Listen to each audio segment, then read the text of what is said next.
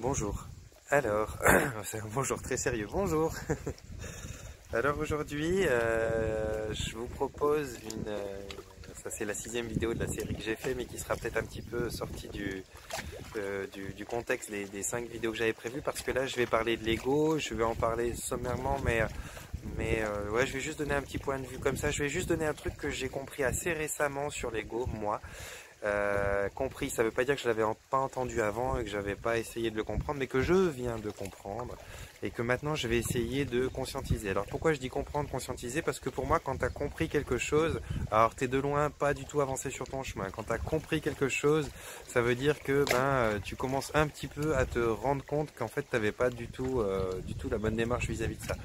Comprendre, c'est une chose. Pour moi, après, il y a une deuxième étape, c'est conscientiser. Et une fois que tu as conscientisé, je pense que tu as dépassé le truc.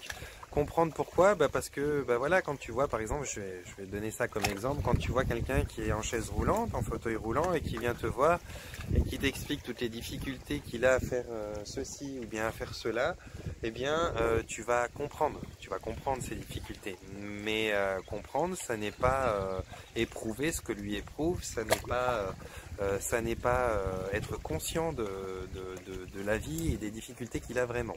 Donc quand tu vas, alors je te souhaite pas de le vivre quand on parle de paraplégie en tout cas, mais quand tu vas toi au cours d'une expérience expérimenter ça, vivre cette incapacité profonde qu'ont les paraplégiques, pour pour donner cet exemple-là, tu vas être conscient, tu vas conscientiser l'état profond des choses que vivent ces personnes-là. Je vais juste faire une petite coupure, je vous reprends tout de suite parce que comme je suis avec mon chien et qu'il y a d'autres gens qui sont là avec leur chien, je vais essayer de ne pas laisser le bazar se mettre en place. Voilà, je vous reprends, tout se passe bien, c'est un copain. Donc j'ai perdu le fil un petit peu, mais je vais reprendre là. Donc tu conscientises quand tu expérimentes quelque chose. Selon moi, après tu peux peut-être prendre conscience sans vivre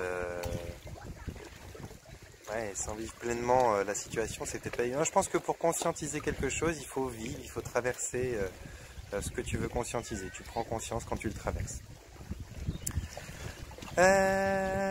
Cette vidéo, elle était quand même axée sur Lego au départ. Donc Lego, qu'est-ce que c'est Lego? Pour moi, selon moi, et Lego, c'est une partie de toi qui n'est pas du tout toi, c'est une espèce de fiction de toi, c'est plutôt la représentation que tu as de toi, à travers ce que tu crois être, à travers qui tu penses que tu es, qu'est-ce que tu crois que tu représentes au niveau de ta situation, qu'elle soit professionnelle, au niveau de tes aptitudes, de tes capacités, de ce que tu as appris.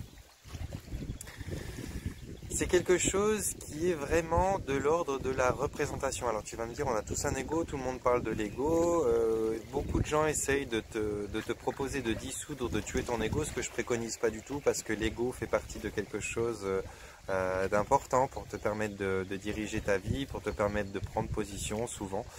Mais vivre à travers l'ego et être son ego, c'est pas forcément une bonne chose. Il y a des centaines d'années de ça, il y avait Descartes qui disait, enfin des centaines d'années de ça, des dizaines d'années de ça, René Descartes il disait je pense, donc je suis.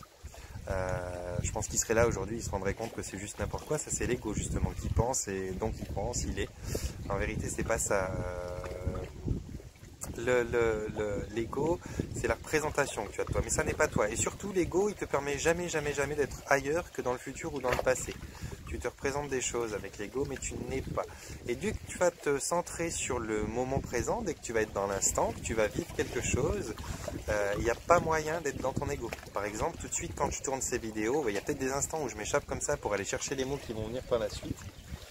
Mais quand je suis là dans l'instant présent et que je fais cette vidéo, je suis pas du tout dans l'ego, je me positionne pas, si tu veux. L'ego, c'est ce qui va te permettre de te positionner, de défendre tel ou tel bout de ton steak, parce que tu crois que tu es ceci, que tu crois que tu es cela, c'est ce qui va te donner envie d'avoir raison, c'est ce qui va te faire sentir possédant de quelque chose, d'être jaloux, d'être ceci, d'être ça. Ça, c'est tout l'ego, c'est l'idée que tu as de toi, mais c'est pas la réalité.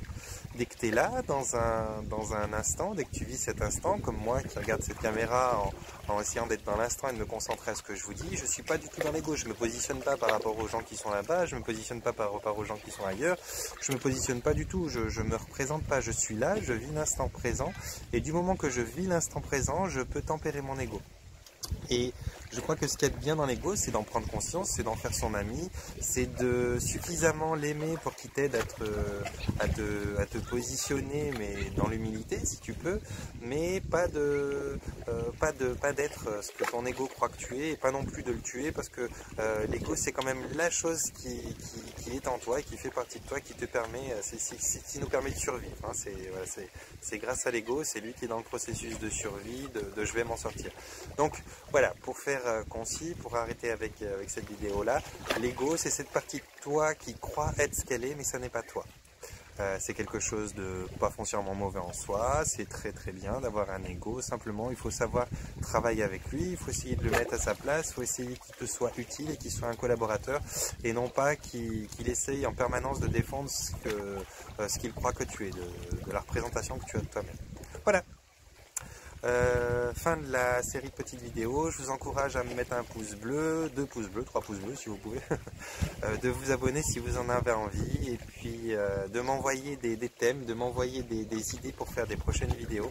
Je remercie Mélanie, je la nomme, pour toutes ces petites idées qu'elle m'a données de ces vidéos que je viens de faire.